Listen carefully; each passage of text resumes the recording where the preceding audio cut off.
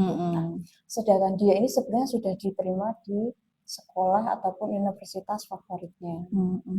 Dan itu kan posisinya memang belum selesai ujian. Nah, pas ujian itu nggih ndelala ada pengawas yang mempergoki dan dia menyontek. Nah, seperti itu kan nggih napa nggih Bu, kan dilema nggih, padahal selama ini Raihan itu sudah membantu banyak nama baik sekolah. Kalau dari segi kepala sekolah gitu panjenengan dengan kasus tersebut itu dalam pengambilan keputusannya berikut.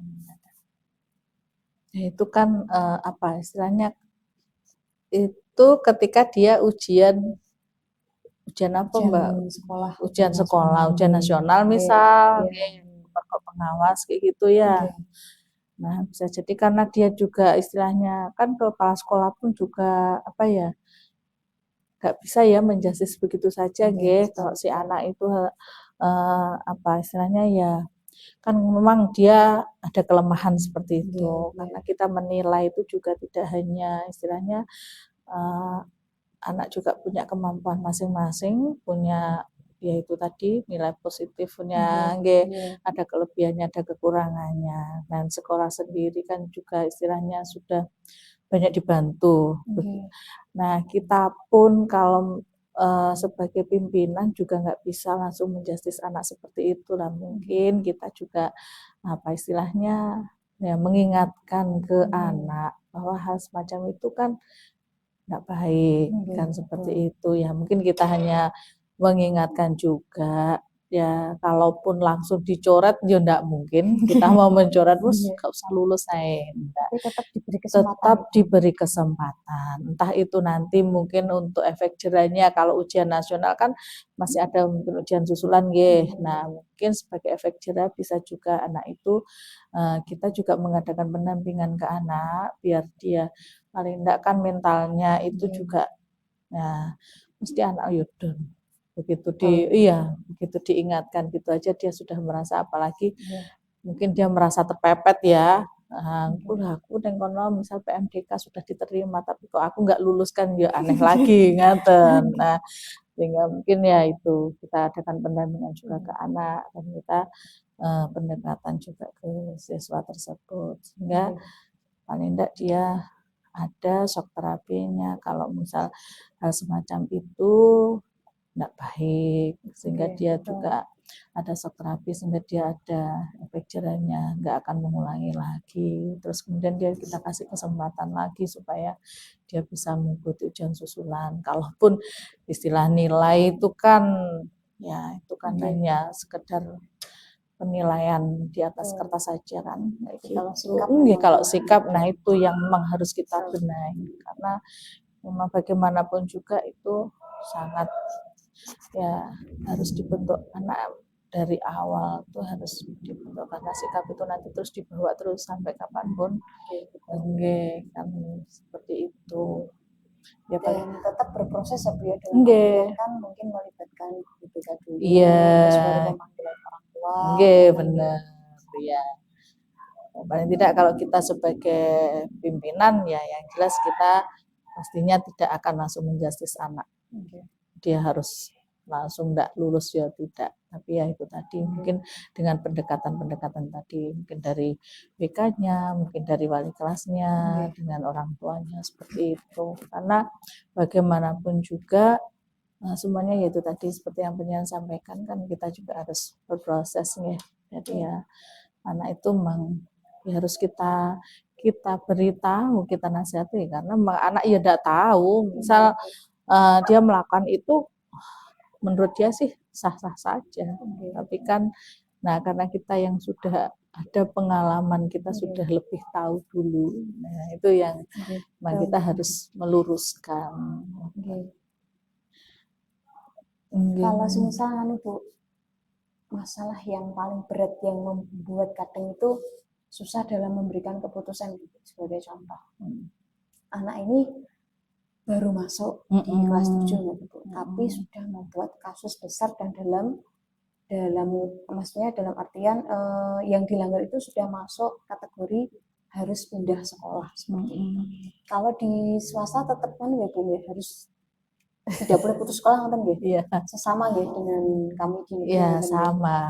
Apalagi kalau di Kota Kediri kan sekarang harapannya kan siswa putus sekolah itu sudah nol ya, 0%. Sehingga ya itu tadi, kalaupun di sini pun juga mungkin kita pernah menghadapi kasus semacam itu, kalau anak harus pindah sekolah ya, kita juga mengadakan pendampingan ke anak. Jadi kita juga berusaha bagaimana anak itu bisa tetap sekolah. Jadi kita bantu mereka, kita carikan sekolah yang mungkin bisa menerima dengan alasan misal, kan kadang-kadang anak itu alasannya mungkin kejauhan.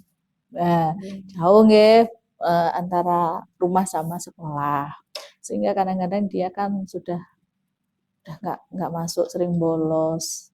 Terus akhirnya pada waktu ujian pun harus kita cari-cari dia seperti itu biasanya kan kasus-kasus semacam itu saya kira umum hampir di mana-mana itu ada. Namun kita juga apa istilahnya yaitu tadi kita dampingi anak itu, tetap kita tanya, kita apa ya istilahnya ya kita cari tahu dulu masalahnya dia itu apa. Kalau memang benar-benar karena kejauhan ya, kalau karena kejauhan kan ya kita upayakan, kita carikan solusinya, paling enggak sekolah terdekat dengan lokasi dia. Nah seperti itu kita usahakan, kita dampingi dia sampai dia mendapatkan sekolah. Nah tinggal nanti kalaupun secara administrasi sudah dia selesai baru kita lepas. Itu. Tapi kan Bu, yang saya ada juga yang saya temukan di lapangan itu memang anaknya itu sudah nggak mau sekolah, tapi itu kan nggak bisa. Kalau di sekolah negeri itu kan itu akan jadi masalah, membuat indeks sekolahnya kan jelek. Nah, itu berpon Bu, padahal guru BK, wali kesiswaan juga sudah berusaha untuk supaya anak ini itu biar mau sekolah, padahal memang sudah bukan karep. Gini, kan kita kasih pandangan ke anak Nah, sekarang pun juga ada PKBM. Nah, mungkin itu bisa jadi alternatif PKBM.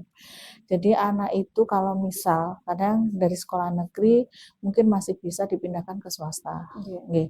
Nah, ini kan kendala lagi kalau sudah di swasta. Kalau sudah dikeluarkan dari swasta dia mau kemana? Kan gitu. Kadang itu beban berat di sekolah swasta salah satunya juga itu. Kita merasa gimana ya, anak itu kan kasihan juga kalau misalnya mau kita, udah kamu keluar aja. Terus kalau kita biarkan seperti itu terus apa sih ngopeni. Ya, padahal kan dia itu masih butuh sekolah. Ya gitu Nah, makanya kita carikan alternatif tadi. Paling tidak anak itu maunya apa? Kadang kan anak itu pengennya sekolah sih gak bendino.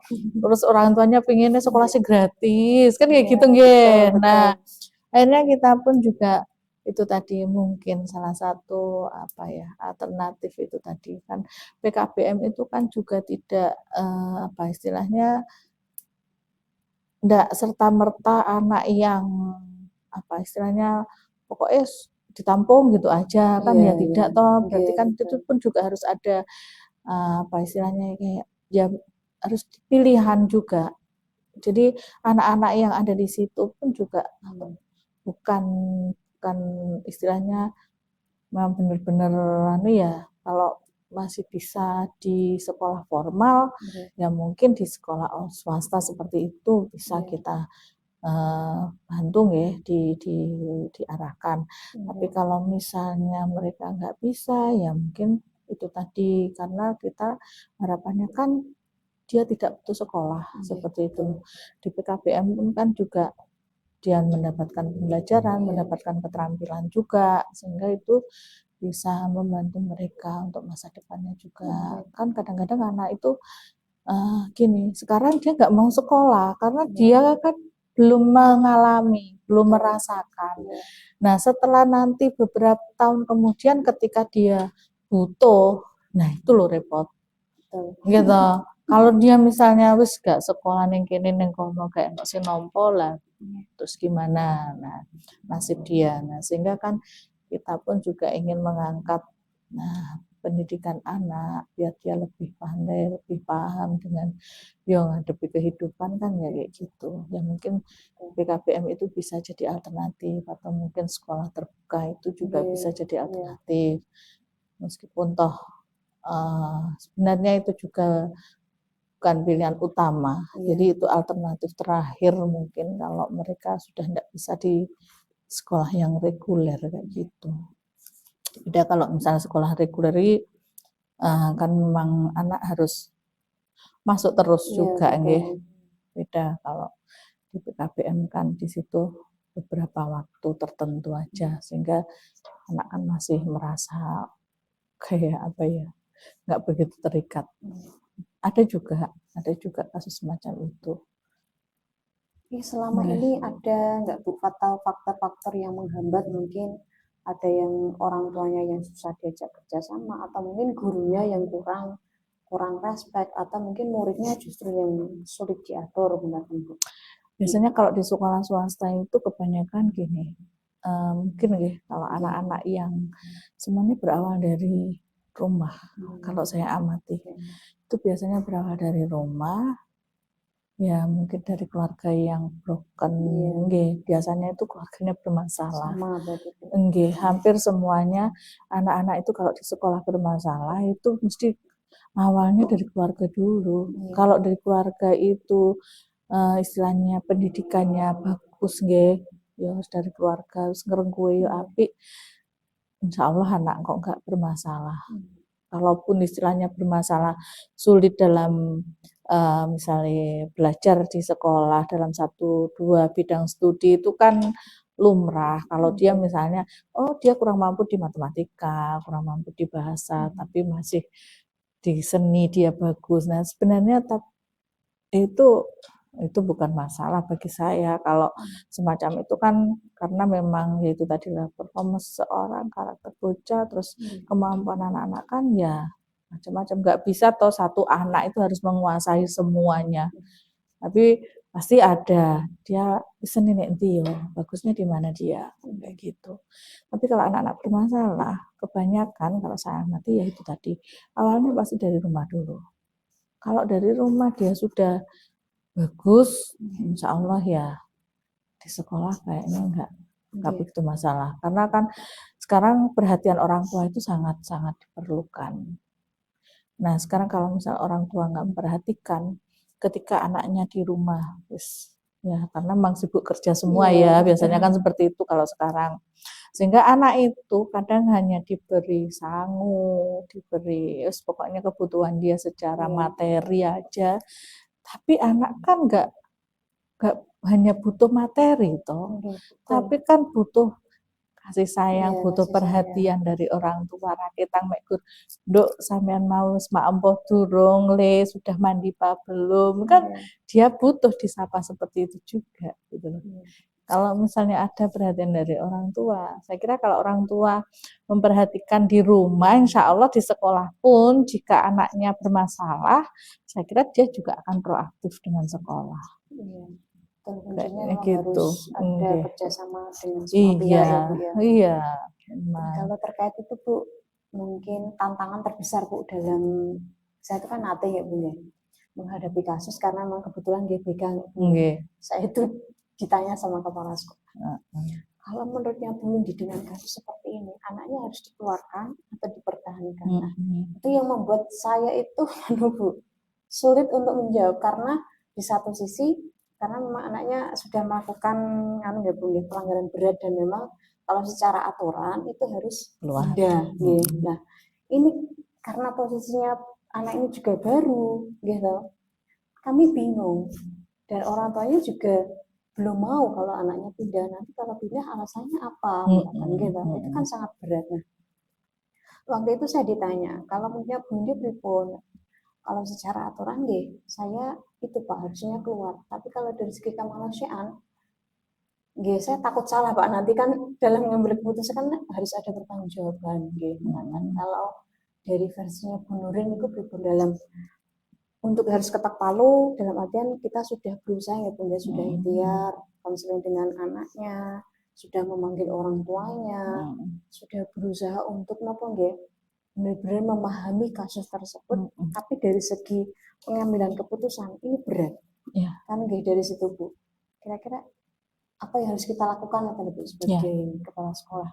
Gini, kalau saya biasanya kan secara aturan tertulis kita nggih. Kalau aturan tertulis kita oke lah, itu sudah apa istilahnya, ya udah keputusan terakhirnya kan harus keluar nggih. Itu yang tertulis gitu. Tapi kan sebagai seorang pendidik gitu, kita kan istilahnya awake dhewe iki di sini tuh kan namanya mendidik itu hanya istilahnya kita tidak gini, kita nggak bisa merubah anak, harus menjadikan anak dari nggak bisa harus kamu tuh harus pinter ini enggak.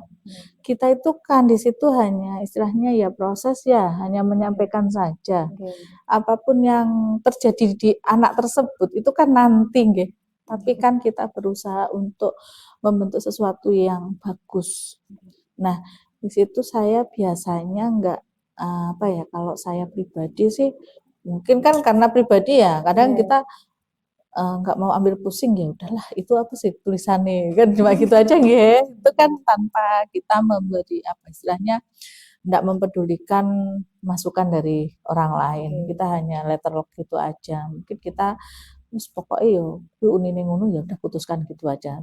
Tapi kalau memang kita istilahnya ya bagaimanapun juga karena kadang gini, perempuan dengan laki-laki beda kan? Betul, nah itu. Gitu. Iya. Kalau perempuan tuh mesti majunya perasaan. Nah, itu majunya kan perasaan. Makanya saya kadang-kadang kalau saya pribadi sih pengennya ya anak ini tetap tak openi kan gitu nggih. Karena saya wah aku ki yo bagaimanapun juga perasaannya jenenge ibu piye to. Kan ya mesti gitu nggih. Kalau perempuan ya mesti gitu. Perasaannya sing maju. Tapi di satu sisi kita kan nggak bisa seperti itu juga. Makanya kadang saya kalau sudah menghadapi hal semacam ini, biasanya saya kumpulkan semua. Jadi dari BK-nya, dari kesiswaannya, mungkin dari bagian kurikulum, wali kelasnya. Nah, itu kan semuanya saling berkaitan, nggih. Nah, itu kan bisa memberikan masukan ke kita sehingga kita bisa paling tidak keputusan kita itu bukan karena hanya menuruti perasaan kita saja, tapi sudah ada masukan dari teman-teman yang lain yang di situ kan juga pastinya sudah ada pertimbangan-pertimbangan kayak gitu. Sehingga biasanya saya kalau sudah menjasis anak iki keputusan terakhir pleno loh ya. Biasanya saya kumpulkan sendiri. Jadi hanya membahas satu anak ini gitu. Sudah satu anak ini gimana? Kita openi atau mungkin kita lepas. Kalaupun kita lepas kita ya tidak harus serta-merta ya udah biarkan aja dia pindah atau gimana enggak. Tapi ya itu tadi masih kita tetap insya Allah membantu. Jadi kan masih kita kawal terus sampai nantinya anak itu pun juga enggak merasa apa ya istilahnya kok terus aku neng kene di gua neng kono di gua enggak seperti itu juga gitu loh. Karena kan kita sadari juga. Jadi dengan orang tua juga, orang tua kan mungkin juga merasa kadang-kadang Bu saya ini sudah jenuh anakku terus repot aku gak iso nangani anak saya, tolong dibantu. Nah kayak gitu itu kan berarti kan peran sekolah juga yang harus bisa membantu memberikan solusi kan gitu nggih.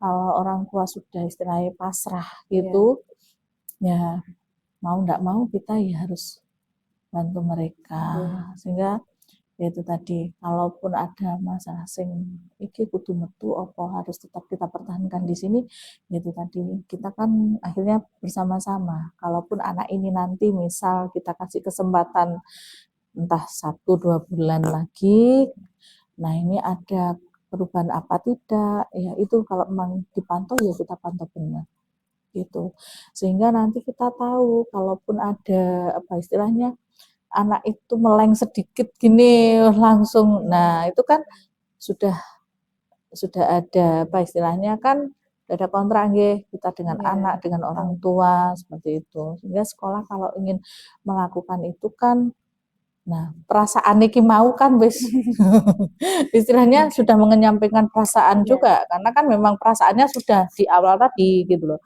Perasaannya kan sudah dia tetap kita omong, kita openi, kita bantu dia, kita beri kesempatan. Nah, seperti itu. Nah, ternyata kalau dia sudah nah ini tadi kan semuanya sudah bisa menerima, saya kira gitu. Kecuali kalau kita ada anak seperti ini, terus tahu-tahu kita langsung udah di-cut aja, kan ya itu berarti kan ya kurang etis juga nggih. Betul, Kadang betul. kan anak kok langsung murung-murung diputus nih gitu. Tapi ya itu tadi mungkin kita bisa kerjasama dengan teman-teman yang lain karena kepala sekolah pun tidak bisa langsung ngawasi anak gitu. Yang tahu kesehariannya setiap waktu itu kan kalau di kelas ya guru mapelnya, ya guru wali kelasnya, BK-nya, jadi semuanya memang harus saling kerjasama. Nggak bisa kalau langsung kepala sekolah memutuskan sendiri. Paling kepala sekolah itu ya itu tadi loh terakhir. Jadi sudah ada masukan dari sini. Nah itu tadi. Jadi yang jelas itu tadi nggih kita ya harus musyawarah dulu dengan ya semuanya pihak yang terkait. Betul Bu. Kalau enggak gitu ya itu tadi. Karena memang kadang itu kepala sekolah itu kan tidak mudah ya Bu ya. Menghadapi banyak kasus sehingga kadang itu rekan-rekan kita itu pengennya kok nggak segera diputuskan. Iya, karena memang banyak hal kita itu ya mau bisa mau mengeluarkan anak di negeri sama di swasta itu beda bebannya. Kalau ya itu tadi yang saya katakan, kalau mungkin di negeri masih ada lah sekolah swasta yang mau menerima. Tapi kalau sudah dari swasta, mau dibuang kemana lagi kasarannya ngono loh. Mau dipindahkan kemana? Kalau saya itu biasanya kalau kita pindahkan mungkin anak kita tanya dulu, kamu tuh sebenarnya pingin kemana sih? Gitu. Jadi anak itu ya saya manut aja kan kadang gitu ya. Udah manut aja lah, tapi kalau manut di sekolah ini ternyata nggak bisa manut kan gitu nggih. Nah sehingga mungkin kamu nggak sesuai lah kalau di lingkungan ini. Nah sehingga kamu harus kita pindahkan kayak ikan itu loh, kalau mungkin di tempat sini di kolam ini kok dia nggak bisa berkembang, ya kita pindahkan lagi tempat yang lain, mungkin di sana mungkin dia bisa lebih berkembang lagi, dia lebih cocok ya kita pindahkan aja nggak apa-apa. Kadang kalau di swasta itu gini, jumlah siswa kadang kan juga nggak selalu konsisten ya jumlahnya. Kita juga bingung, jumlah siswa ini menurun terus. Sehingga kita juga akan mempertahankan itu. Ya di satu sisi kita mempertahankan jumlah siswa, tapi di satu sisi kita juga pengennya yang membentuk karakter anak dan moral anak kan kayak gitu.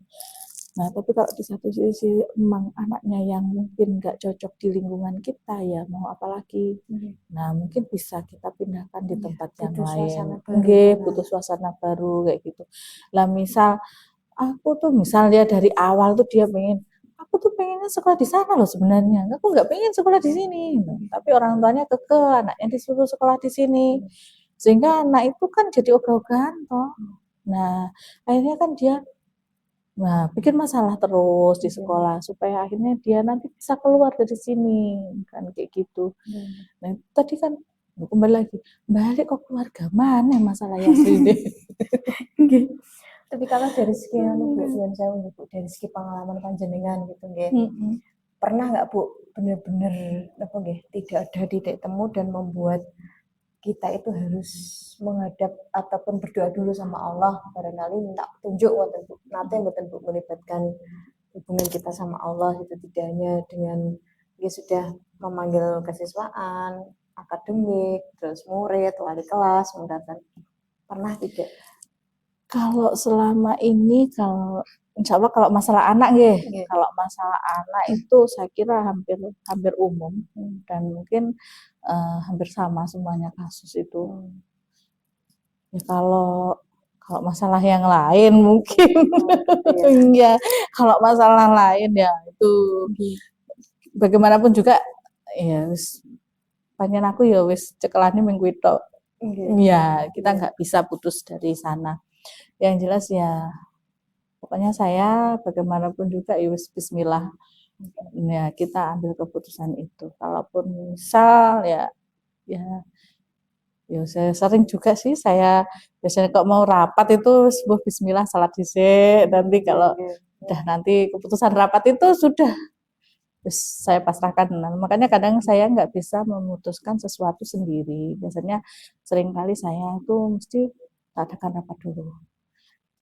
Ya, jadi Bismillah, saya menengok dilutai, saya kadang keluar sebentar gitu. Dan terus habis itu nanti rapat, serapat bahas apa sembarang saya gitu. Kadang kan ya mahasiswa, ya mahasiswa sekolah kayak gitu. Jadi kita ambil keputusan itu memang ya semuanya Bismillah, insya Allah ya itu yang terbaik. Tapi kalau dari segi Bu, mungkin kan biasanya ya Bu ya, dengan kesiswaan kepala sekolah itu kan ada rahasia sendiri, dengan guru ada sendiri caranya. Apakah seperti itu tuh atau semuanya terbuka dengan berbagai pihak yang kita libatkan? Nah, gini, kalau saya memang gini Mbak, kok malah Mbak tadi nih? Kebetulan gini ya, karena saya juga awalnya juga guru, ya memang ada sesuatu yang mungkin kepala sekolah juga tidak semuanya diflorkan ke kesiswaan atau di kurikulum atau mungkin di teman yang lain, ya mesti adalah satu yang kita enggak perlu kita florkan ke semuanya. Tapi ada juga kita memang harus ya sama teman semuanya harus tahu gitu. Dan karena di sini kok kebetulan kita itu saya cuma pengen gini, karena saya pengennya bangun kebersamaan di sekolah ini sehingga saya nggak mau ada gap antara baik guru maupun waka-waka maupun DTU. Saya pengennya itu semuanya itu ya bareng, sehingga insya Allah kami nggak apa ya lek rahasia tak kira ya insya Allah nggak ada rahasia sing istilahnya apa nggak terlaluan banyak yang saya buka daripada saya tutupi. Iya, karena memang apa ya, memang saya butuhnya teman-teman itu bisa memberikan masukan ke saya, karena nggak bisa saya harus istilahnya saya yang punya ide, saya yang mewujudkan, saya yang mengerjakan, saya nggak bisa kayak gitu. Jadi memang saya pengennya ya semuanya. Jadi sekolah ini yang bentuk ya dari semua pihak, ya baik muridnya, ya gurunya, ya wakane gitu. Kalau dari Muhammadiyah kan memang ya Bu ya, kepala sekolah itu diambil dari kader Muhammadiyah yang benar-benar dari awal sampai akhir, dan itu kan kalau dulu ya Bu ya, dari apa yang pernah saya lihat itu kan melalui berbagai wawancara, mungkin ada tesnya juga, terus penilaian dari pihak ranting sampai ke PDM bahkan kan seperti itu. Nah, awal-awal jadi kepala sekolah pasti agak canggung ya Bu, dalam artian ini dulu tuh mungkin selengean, tapi setelah jadi kepala sekolah agak dikurangi atau pripun Bu, dalam artian dari segi pensikapan biar sekarang kita kan sudah beda status cuma kita tetap berpartner gitu ya. Itu kan ada rasa apa ya Bu, mungkin karena saya memang orangnya itu sungkanan gitu ya Bu, saya kadang gitu. Nah, untuk supaya tetap profesional itu pripun Bu? Ya gini, kan kadang-kadang orang gini, mau iki biar ngono ya, kan gitu. Kalau saya gini aja, kan ya orang itu harus bisa menempatkan diri gitu nggih.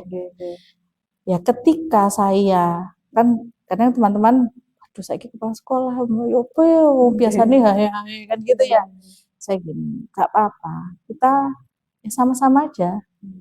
Ya kita biasa sama teman-teman kalau misal ingin kita sering aja lah, sering sharing sama teman-teman sehingga teman-teman itu juga tahu bagaimana sih kepribadian kita kan gitu. Nah kalau saya pribadi sih ya pokoknya ketika saya di sini, nah saya gitu. Ketika saya di sini ya berarti posisi saya di situ selaku kepala sekolah. Kalau saya di sini berarti saya ya aku Bu Nuril bukan kepala sekolah. Saya ya ketika saya jadi wali murid ya aku memperlakukan diri saya sebagai wali murid, saya gitu.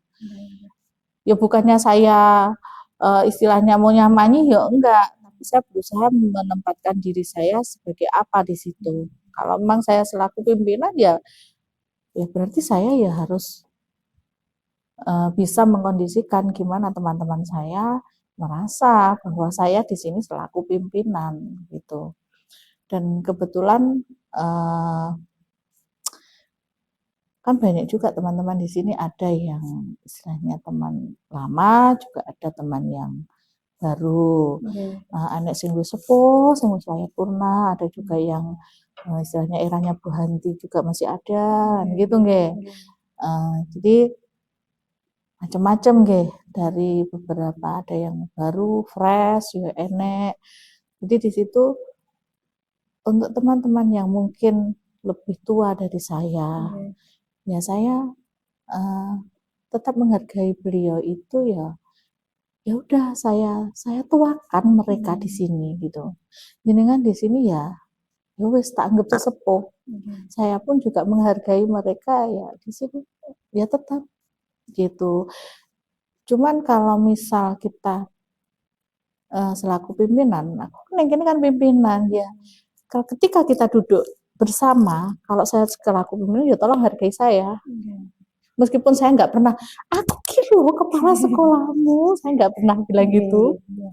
Jadi ya cuman ya wis apa ya istilahnya, dulu saya pun juga nggak ora kok ya nggak ada yo gak cuawaan ngono kayak.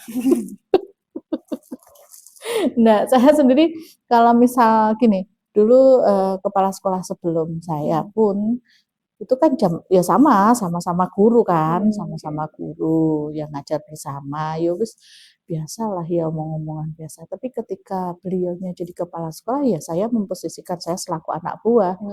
Ketika saya misal mau ketemu dengan beliaunya, ya saya menghadap selaku anak buah, ya permisi, ya bicara sopan gitu aja, sehingga beliaunya merasa dihargai juga, posisinya berarti di atas saya kan gitu. Gitu ya, Bu, ya? Iya, memposisikan diri yang paling sulit gitu. Tapi kan kadang apa ya, ada teman-teman ya itu iki nek buke no. Iya, emang nek buke terus nyapo sampai gitu. Nah, ketika kita duduk bersama, kalau ini istilahnya forumnya itu bukan forum formal, kaya guyon yo guyon ae lah, biasa. Apa yo gak oleh to saiki presiden arepe guyu ngono. Apa enggak boleh presiden istilahnya makan bersama satu piring dengan rakyatnya? Apa ya terus rojo iki mek berlungguh tengok-tengok tok? Kan ya tidak toh. Kadang pun mereka sama-sama manusia. Sehingga itu kan ya sama aja, mereka butuh diperlakukan yang sama saya gitu. Makanya ketika saya selaku kepala sekolah, saya di mana? Kepala sekolah nek ruangan itu loh, kepala sekolah saya gitu. Kalau di ruangan itu ruangan kepala sekolah bener, di situ kepala sekolah, sehingga saya juga harus selengean nek ning kono gitu. Tapi ketika saya keluar dari ruangan itu, saya biasa aja.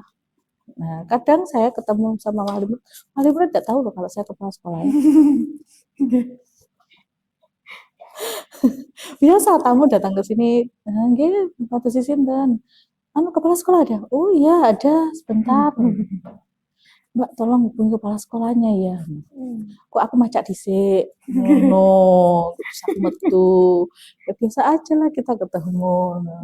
Nah, jadi saya ada pernah tamu dari Nganjuk itu.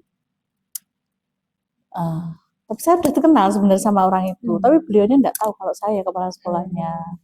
Tahunya beliaunya itu kepala sekolahnya masih Pak Anton waktu itu. Terus tak bukakan pintu, nggih, gimana Pak, mau ketemu siapa ini? Aku ngono. Aku mau ketemu bawa kepala sekolah. Iya, bawa kepala sekolah nggak ada, yang ada saya. Enggak, saya pengen ketemu sama kepala sekolahnya. Iya, kepala sekolahnya ada saya. Saya bilang gitu. Terus, udah pinarak dulu lah. Ngobrol sama saya dulu Pak, nggak apa-apa kan? Aku ngomong. Terus kita cerita-cerita terus. Akhirnya dia menyimpulkan sendiri. Ternyata saya tak omongan ini dibully kepala sekolah itu. Iya, saya bilang gitu. Apa Pak? Enggak, loh. Berarti bapaknya udah lama. Iya, 2023 saya bilang gitu. Bapaknya udah pindah ke SMA negeri, terus saya yang menggantikan. Wah, iya iya iya ya. Nah, terus kita ngobrol. Sudah Bu, ini saya ngasih masukan gini gini gini gini. Oke, saya terima seperti gitu. Jadi kadang orang nggak tahu. Terus kapan itu juga kita mengadakan kegiatan apa gitu. Ya sharing aja. Saya memang pengen tahu wali murid itu ngomongnya gimana. Kalau kita jadi kepala sekolah, kita ngomong langsung, aku kepala sekolah lu di sini. Mesti dia nggak akan ngomong. Iya kan. Tapi kalau kita ada wis ya sama-sama guru ngajar biasalah Bu, apa sih sing dianu. Nah, gitu kan mereka juga ngobrolnya ya enak, ya santai. Bu, harusnya tuh gini gini gini gini. Malah dia akan ngasih masukan ke kita banyak. Gitu. Daripada kita aku iki sampean iki. Ini jarak loh. Ada batas loh di sini. Nah, kayak gitu tuh saya gak suka. Sehingga kadang mereka malah ya itu tadi kadang ada sesuatu yang ya pembatas, tapi kita juga harus bisa membawa diri ke ya ketika kita di mana posisi kita pas jadi kepala sekolah yang harus ada di depan gitu. Iya, betul. Jadi biar tidak kaku juga ya. Jadi kalau misal engkau maksudnya pas waya kedinasan kita nggak berani ke depan ya lucu. Kadang-kadang kan gitu. Ya kalau sudah kita harus maju, ya maju aja selaku pimpinan. Dan kita pertanggungjawabkan semuanya. Tapi kalau ketika kita sama teman-teman kan kadang-kadang teman-teman itu Bu sungkan gini-gini. Ya ora usah sungkan, ngobrol aja, pengen ngomong apa, saya bilang gitu. Ya kita bareng ngobrol, sering sharing gitu sama teman-teman. Sehingga teman-teman merasa juga istilahnya nggak ada jarak yang kok kakumen sih, ya enggak. Jadi mereka ya tetap kalaupun seperti itu pun kadang mereka masih istilahnya sungkan itu masih ada. Okay. Ya, memang ada kadang-kadang sosok yo kelatu barang pas guyon-guyon opo ngono kuwi yo tak inget itu. Jangan kayak gitu, enggak pas. Kalau nganu Bu, kita sebagai kepala sekolah itu kan memang harus siap mental gitu. Kan barangkali ada yang sosok yang tidak menyukai kita atau mungkin sebaliknya, ada yang mungkin pura-pura tidak tahu dengan tugasnya. Kan berbagai macam gitu. Kalau selama ini untuk menangani rekan-rekan guru yang memang apa Bu kasarannya cuek, kalau aku begini ya sudah begini, yang kepala sekolahnya harus menerima aku nggak mau disuruh adaptasi ini kan ada ya Bu, model-model yang biasanya aku nempo kolot gitu. Nah dibandingkan dengan guru-guru yang memang kalau dalam agamanya itu takdir, terus sesuai aturan, tapi kan tidak semuanya Bu. Rekan guru itu sesuai yang kita inginkan.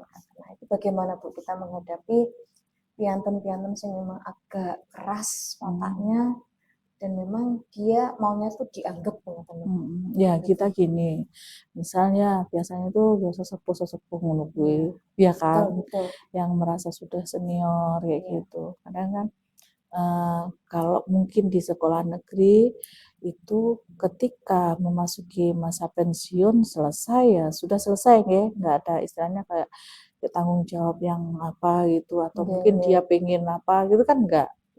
Tapi kalau di sekolah swasta ini ya mungkin agak sulit juga karena apalagi kalau di Muhammadiyah.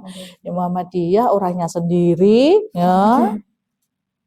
Wonge dhewe terus dia etos kerjanya sebenarnya kurang bagus juga.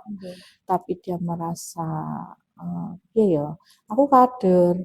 Aku tetap berkhidmat di Muhammadiyah apapun yang terjadi sampai kapanpun kayak gitu. Terus udah pokoknya aku tuh maunya terus di sini. Kan kita nggak bisa memutuskan, Pak, sekarang penjenengan sudah waktunya pensiun. Monggo ini sekarang penjenengan ngapunten pensiun aja ya. Karena kok rasanya ya wong kok pensiun kayak gitu. Nah, seperti itu kita gini, saya juga kan ada atasan kita. Nah, mungkin kita bisa konsultasi dengan atasan kita. Nah, kalau kita nggak bisa secara langsung mengutarakan hal itu, kita nggak apa-apa.